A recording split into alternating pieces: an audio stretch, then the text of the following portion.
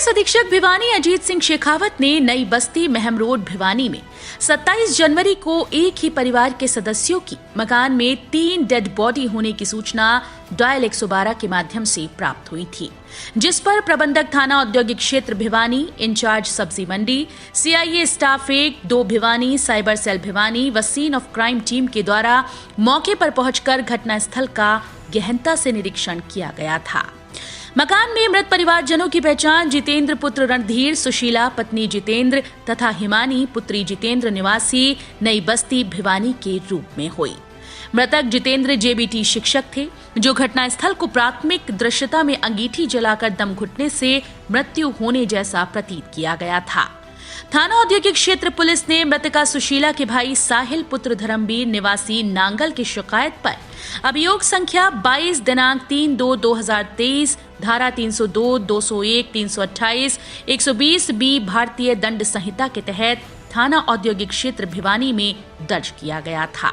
Police ने जब उनके परिवार से पूछताछ की तो पुलिस की पूछताछ के दौरान इसके भाई पर शक हुआ और जब कड़ी पूछताछ की गई तो भाई बयानों में फंस गया। इसने वहाँ पे इसका इरादा ये था कि मैं कुछ समय के लिए यहाँ से फरार हो जाऊँगा। इसने किसी को शक भी नहीं होगा। इसने घर से जो गहने हैं, इनकी जो अलमारी है उसके अंदर से गहने, कुछ एक टूम होती है जो गहने होते हैं गले के, वो इसने अपने पास रखे और अपना एक साथी विजेंद्र का साथी प्रदीप, उसको भी पहले से बुला रखा था, जो कि नीचे के पोर्शन पे बैठा हुआ था, उसको बुलाया। इसने सारा जो सामान है, जूस के डब्बे हैं, वो सब एक पॉलीथीन में पैक किए और तो ऊपर का फ्लोर है, सेकंड फ्लोर है, उसके ऊपर जाके ऊपर से जो सेकंड फ्लोर है उसके ऊपर से इसने पहले फर्स्ट फ्लोर पे नीचे कूदा और उसके बाद में दूसरे फ्लोर से नीचे कूद के खाली प्लॉट में गुजरते हुए वो बाहर सड़क पे आया और थोड़ी देर बाद में जो दूसरा साथी है वो भी नीचे उतर के वहाँ से आया और इस तरह से और रात को इसने बिल्कुल नॉर्मल रिएक्ट करते हुए अपने साथी के घर पे ही रुका और सुबह अपनी गाड़ी ले जाके यहाँ से निकल गया। इस तरह से इसने बड़ा ही सुनियोजित तरीके से ये दिखाते हुए कि ये महज एक हादसा है, हादसा की वजह से ये परिवार इनका चला गया है और अपने सारे दोस्तों को इसने फ़ोन करना स्टार्ट कर दिया कि जी मेरा परिवार बर्बाद हो गया, मैं सब कुछ हो गया, ताकि सबके पास एक कहानी हो कि इस तरह की केवल एक दुर्घटना है। जैसे जैसे पुलिस को ये शक होने लगा इसकी बातों में, इसकी गाड़ी की तलाशी ली गई, उसमें कुछ राख के हिस्से मिले, जिससे भी पुलिस को पता चला कि शायद हो सकता है कि जो ये राख है या जो कोयले हैं इसी के द्वारा कहीं से लाए गए हैं। इसने जो गहने चुराए थे वो इसने गुड़गांव में कहीं पे किसी सुनार को बेचे, उससे लगभग 7-8 लाख रुपए इसने लिए थे। इसका इरादा था यदि शक हो जाता है तो भी मैं काफ़ी दिन के लिए इधर उधर हो जाऊंगा, तब तक मामला शांत हो जाएगा। परंतु जो इनके पड़ोसी हैं, इनके परिवारजन हैं, उनके सहयोग से और चौकी इंचार्ज है और सीआईए की टीम ने जो मेहनत की उसकी वजह से इस मामले का खुलासा हो चुका।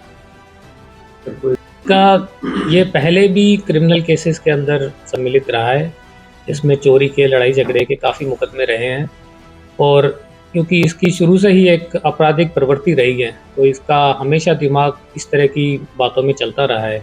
इसलिए इसने कोई सिंपल तरीका नहीं, बिल्कुल सोच समझ के इस तरह का और बाद में किस तरह से इसको छुपाना है क्राइम को, इसने हमेशा किया है। इसको ये भी पता है कि किस तरह की दवाई लेनी होती है, कितने समय तक वो बेहोश रहता है, उससे मृत्यु हो सकती है या नहीं हो सकती, पोस्टमार्टम के अंदर इसके बारे में कुछ आएगा या नहीं आएगा। इसने हर तरह की बातों के बारे में बारीकी से सोच रखा था और इसका जो दिमाग है ये आपराधिक प्रवृत्ति का है और हमेशा इसने इसी तरह के जो पिछले अपने जो समय है उसने इसी तरह के कार्य किए। इसका साथी और ये दोनों वहाँ पे साथ में पहुँचे थे। इसने प्रदीप जो इसका साथी है उसको घर पे नीचे बिठा के रखा था, यदि कुछ अनहोनी हो या किसी तरह की बात हो तो उसको डील करने के लिए। साथ में यदि किसी को उठाना हो, किसी को साइड में ले जाना हो, इस तरह की बातें करने के लिए, एलिबाई बनाने के लिए, ये सब करने के लिए उसने अपने साथी को बुलाया। प्रदीप भी भिवानी का रहने वाला है। तो प्रदीप को सब कुछ बता रखा था, क्लियर कर रखा था। प्रदीप को भी इस बारे की सारी जानकारी थी। प्रदीप ने खुद से आंखों से देखा था कि ये वहाँ से उठा के अपनी जो भाभी है उसको लाके दूसरे कमरे में डाला है, इसने सिगड़ी जलाई है, सिगड़ी में आग करी है, क्योंकि ये लगभग 3 घंटे तक घर में ही रहे थे। तो 3 घंटे के अंदर जब तो उनको पूरी तरह से नींद नहीं आ गई तब तक सिगड़ी नहीं जल गई, सारा जलाया है इसने, हर तरह के जो सुराख हैं वो मिटाए हैं, किसी भी तरह का छोटा-मोटा भी इसमें बारीकी ना रह जाए। जैसे ऊपर का दरवाज़ा है इसने बिल्कुल ढक रखा था, लेकिन अंदर से लॉक नहीं था, लैच नहीं था, तो इसने सारी बातें कर रखी थी ताकि किसी को ये एहसास ना हो कि क्योंकि बहुत बार होता है कि ये चेक नहीं होता है कि ऊपर का दरवाज़ा खुला था, बंद नहीं था, ये सब चीज़ें याद नहीं रहती है। तो नीचे के दरवाजे तो इसने सारे लॉक कर दिए थे, बाहर का जो बेडरूम था उसका भी मेन दरवाज़ा लॉक कर दिया। तो ये चाहता था कि किसी को भी ये शक ना हो कि ये अंदर ही नेचुरल कॉजेज़ से इनकी डेथ हुई है। सर किस समय की घटना?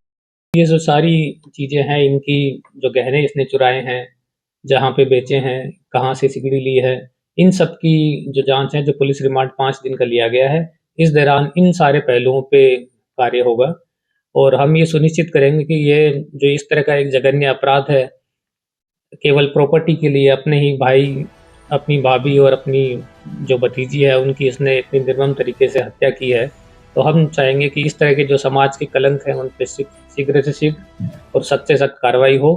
इस जैसे आदमी का समाज में कोई स्थान नहीं है और हम सुनिश्चित करेंगे कि ये अपनी जीवन में कभी जेल से बाहर ना आए।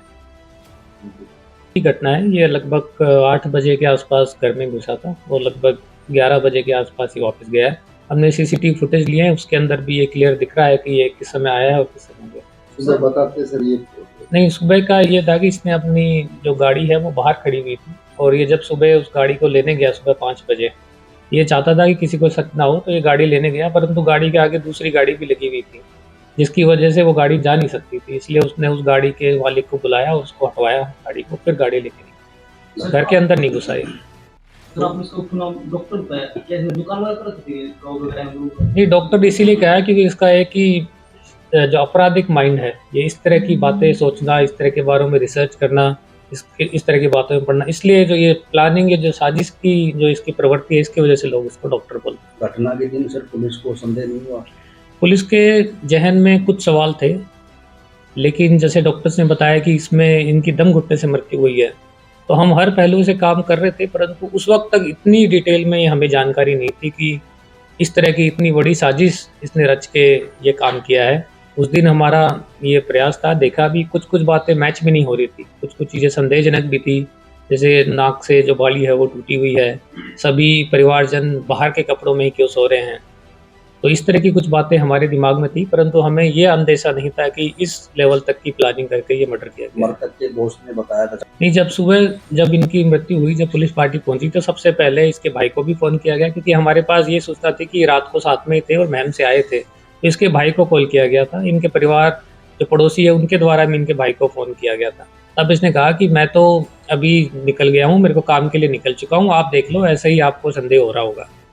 लेकिन बाद में जब पुलिस ने इनको फ़ोन किया तभी वापस भी आया यहाँ पे। तब तक इसको भी ये था कि अभी तक पुलिस इसको हादसा ही मान के चलेगी, परंतु धीरे-धीरे जो हमारी पुलिस ने इंक्वायरी करना स्टार्ट की, इनके परिवारजनों को भी शक हुआ, पड़ोसियों को भी थोड़ा शक था कि इस तरह की हादसा नहीं हो सकता है, और सीसीटीवी कैमराज हमने चेक करने स्टार्ट किए, सिगड़ी के बारे में जानकारी स्टार्ट करी, तब इसको संदेह हुआ कि हो सकता है पुलिस अब उसके पीछे लगे। इसलिए इसने ये बहाना बनाया कि मैं तो शराब के नशे में था, मुझे पता नहीं है, मेरे को तनाव है इसलिए मैं निकल जाता हूँ, ये है, फिर उसने फ़ोन बंद कर दिया। भाई की पत्नी कुछ नहीं है, न पोस्टमार्टम में पुष्टि हुई है, क्योंकि अपनी भाभी को उसने दूसरे कमरे से उठा के यहाँ पे डाला था। ये दोनों बच्ची और ये पति है जो राजेश है, ये दोनों तो वहीं पे लेट गए थे, इसको दूसरे कमरे से उठा के डाला, इसलिए जो थोड़े बहुत जो कपड़े वगैरह हो गए या फिर उनकी जो नथ है वो वहाँ पे गिर गई थी, ये इस वजह से। फिर मैरिड है, इनकी पत्नी भी जेबीटी टीचर है, बॉन्सी के अंदर ये काम करते हैं। बॉन्सी में इसका परिवार रहता है और इसका एक बच्चा भी है। बड़ा है ये बड़ा भाई है। बड़ा भाई। अच्छा सर आपने बताया राजेंद्र के बहन को इसके अंदर आता है? नहीं, बिल्कुल नहीं। उनका बहन का ये कहना था कि जो हमने पूछताछ की, पता चला कि ये बहन से भी इस बारे में लड़ाई झगड़ा करता था कि जो बहन का जो हिस्सा है प्रॉपर्टी में वो भी इसी के नाम करवा दे। ये कहता था कि राजेश के पास तो इतनी प्रॉपर्टी है, वो तो वेल सेटल्ड है, आप मेरे को हिस्सा दो सारा, जो दादा लाई प्रॉपर्टी है, ज़मीन को बेचो, उसका सारा हिस्सा मुझे दो, यहाँ का जो घर है उसको भी दो। और ये घर जो है ये भी इसके भाई ने, राजेश ने, इसी से खरीदा था 58 लाख में। अब उसको ये भी एक हो रहा था कि इस घर की कीमत तो अब करोड़ों में हो गई है, पहले मैंने केवल 58 लाख में बेच दिया। तो इसके मन में बार बार एक द्वेष भावना इसके भाई के प्रति शुरू से रही है। ये चाहता भी नहीं था कि इस भाई का शादी भी हो, सेटल भी हो कि ये विकलांग था, ये चाहता नहीं था कि कुछ भी हो। ये सारी प्रॉपर्टी पे इसकी नज़र थी। कितनी प्रॉपर्टी है सर जिसका ये मतलब इतना दादा लाई ज़मीन लगभग 4 किले इसके पास दादा लाई प्रॉपर्टी है, प्लस यहाँ का जो सेक्टर का मकान है 200 से 250 वर्ग गज का इसका मकान है। इसके अलावा ये जो मकान है यहाँ पे है, ये भी इतना ही बड़ा है जो आपने देखा भी। प्राप्त हुई तो इन पे इनका शक हमें प्रगाढ़ होता गया, क्योंकि इसका प्रॉपर्टी का विवाद हमेशा से रहा है। पिछले कुछ समय से इसकी नज़र इन प्रॉपर्टी पे थी, क्योंकि ये इकलौता इनका एक भाई था वो जो कि विकलांग भी थे। इनका ये था कि दादा लाई प्रॉपर्टी है, 5-6 किले जो इनके गांव में है। इनका एक मकान है जो भिवानी में सेक्टर 13 में है। इसके अलावा ये मकान भी है। तो उसके मन में धीरे धीरे ये विचार आने लग गए कि यदि यह परिवार नहीं रहता है तो इसकी जो सारी प्रॉपर्टी है, जो कि जिनकी कीमत करोड़ों में होगी, तो उन्हीं के घर पे आनी है। इसका परिवार में अपने बहन से भी इस तरह का झगड़े रहे हैं कि दादा लाई प्रॉपर्टी में सारा हिस्से लेने बारे में, इसके बारे में ये द्वेष भावना अपने भाई से भी थी।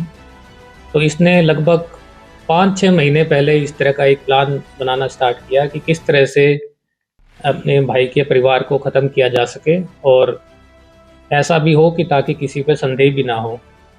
तो लगभग 6-7 महीने से ये अपनी ये प्लानिंग कर रहा था। इसने 6 महीने लगभग पहले नींद की गोलियां खरीदी। नींद की गोलियां को इसका पता था कि इसका बिल्कुल भी टेस्ट नहीं होता है, किसी भी आदमी को पिला दो पानी में या किसी और चीज़ में तो कोई भी ये टेस्ट को डिटेक्ट नहीं कर सकता है। इसने और भी प्लान बनाने की कोशिश की। इसने पहले ये भी प्लान बनाए कि मैं इनको घर में आग लगा के इनकी मृत्यु कर दूं या और किसी तरह से जहर दे के, परंतु धीरे धीरे इसने जब अखबारों में पढ़ा कि सिगड़ी जलने से भी लोगों की मृत्यु हो जाती है, तब इसने ये प्लान बनाना स्टार्ट किया। उसके बाद ये 25 तारीख को ये गुड़गांव से इसने सिगड़ी खरीदी। सिगड़ी को लेके यहाँ पे आया इनके घर। इन्होंने बिल्कुल नॉर्मल अच्छे से परिवार में सबसे बातचीत की। इनको महम में इनका जो गांव है वहाँ पे भी इनको लेके गया। परिवार के साथ ये वापस आए। इसने आते वक्त रास्ते में जूस के डब्बे के अंदर इसने लगभग 6 पत्ते गोलियाँ, इसने बहुत ही अधिक मात्रा में नींद की गोलियाँ इनके जूस के डब्बे में डाल के इनको पिला दी। खुद ने जूस पीने की एक्टिंग करके सारा सामान नीचे गिरा दिया और इन्होंने पूरे परिवार को ये जूस पिला दिया। जूस पिलाने के बाद में यहाँ लगभग बड़ चौक पे इन्होंने ये जूस पिलाया था। उसके बाद में घर पे आए। घर में आके इसने इनसे नॉर्मल बातचीत करता रहा और धीरे धीरे थोड़ी देर में, क्योंकि बहुत अधिक मात्रा में इसने ये नींद की गोलियां है उस जूस में मिला रखी थी, जिसकी वजह से इनको नींद आने लग गई। तो जो 2 परिवार के सदस्य थे, जो राजेश था और उनकी बेटी है, वो इस मेन कमरे के अंदर ही नींद आने लग गई। मैंने उनको वहाँ सुला दिया। इसकी वाइफ थी वो दूसरे कमरे में सोई थी, उसको भी नींद आने के बाद में उठा के इस कमरे के अंदर सुलाया, जिसकी वजह से ही जो आपने पहले भी देखा होगा कि नाक की नथ और कान की बाली थोड़ी सी टूटी हुई मिली थी वहाँ पे, क्योंकि उसकी नींद की अवस्था में उसको यहाँ से लाके दूसरे कमरे में डाला गया था। इसकी वजह से ये थोड़ा बहुत जो खून है या फिर थोड़ी सी घटनाएं दिखी थी। इसके बाद में इसने सिगड़ी को जलाया। गैस के ऊपर कोयले वगैरह डाल के इसने सिगड़ी को अच्छी मात्रा में जलाया।